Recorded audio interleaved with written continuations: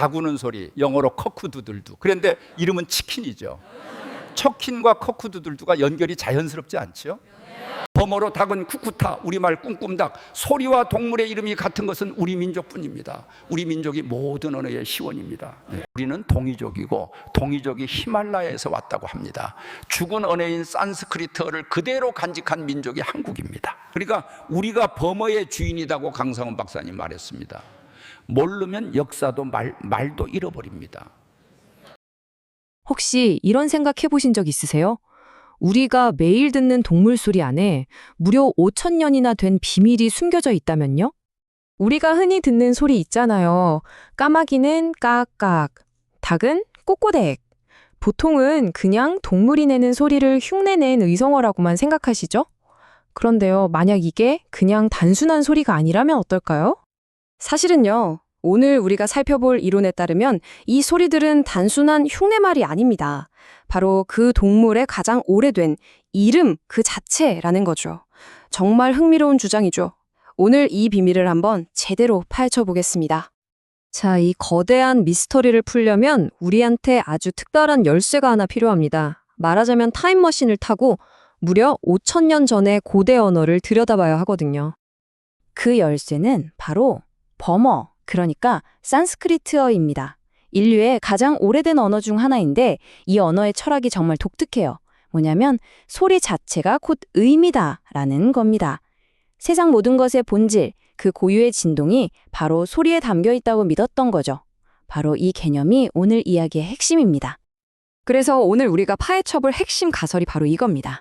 아주 먼 옛날 우리 조상들은 동물이 내는 소리를 듣고 그 소리 그대로를 그 동물의 이름으로 불렀다는 거죠. 과연 그럴까요? 지금부터 그 증거를 한번 찾아보겠습니다. 이제부터 우리가 언어 탐정이 되어서 동물 이름 속에 숨겨진 암호를 하나씩 풀어볼 겁니다. 자, 첫 번째 증거, 바로 까마귀입니다. 까마귀가 어떻게 울죠?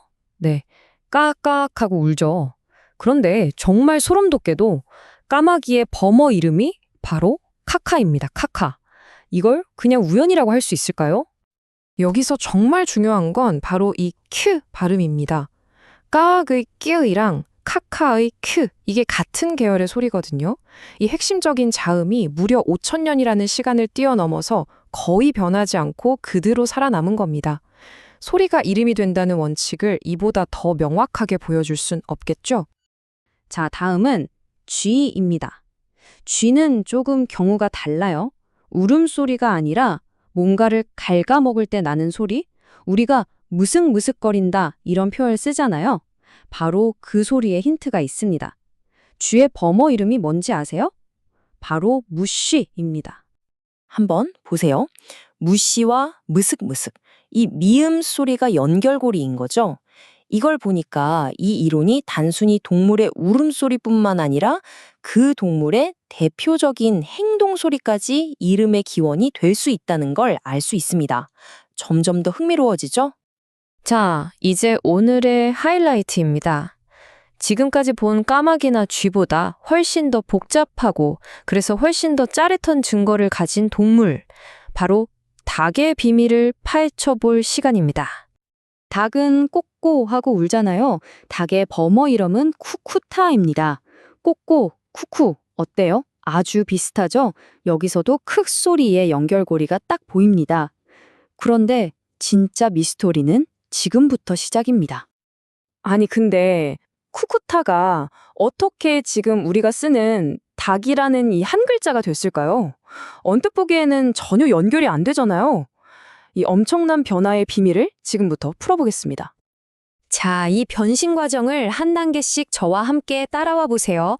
첫 번째, 범어 원형은 쿠쿠타입니다. 여기서 핵심이 되는 자음의 뿌리는 K와 T예요. 쿠쿠의 K는 우는 소리를, 타의 T는 그 존재 자체를 나타내죠. 자, 시간이 흐르면서 언어가 효율적으로 압축됩니다. 그러면서 이 KT 순서가 TK로 뒤바뀌어요. 그리고 마지막 단계, 이 TK 구조가 우리말로 정착하면서 T는 첫소리 디귿이 되고 K는 받침 기역으로 딱 들어붙습니다. 그래서 뭐가 되죠? 바로 닭이 탄생하는 겁니다. 정말 놀랍지 않으세요?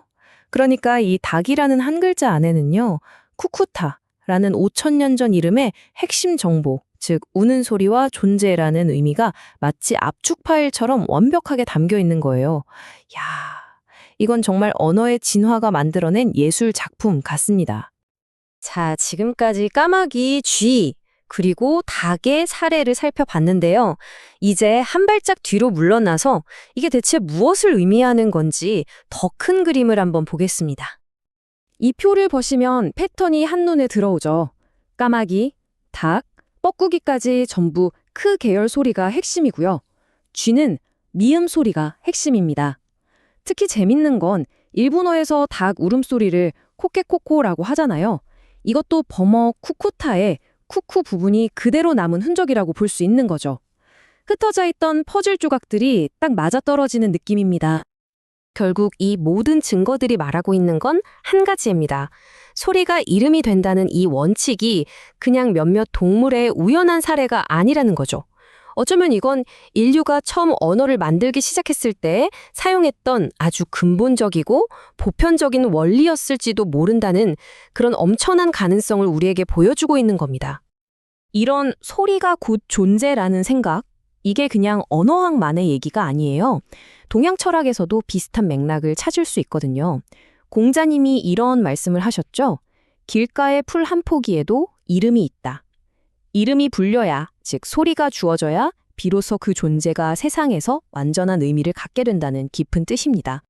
그리고 정말 놀랍게도 이 생각은 우리가 처음 출발했던 바로 그 버머의 철학과 정확히 일치합니다.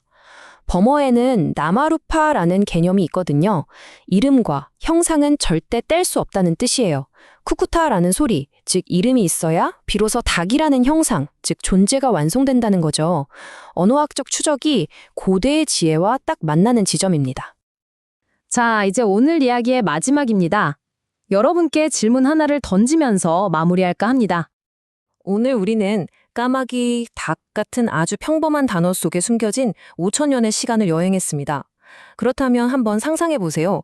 우리가 매일 정말 아무 생각 없이 쓰고 있는 다른 수많은 단어들 속에는 과연 또 어떤 놀라운 고대의 비밀들이 깨어나길 기다리며 잠들어 있을까요?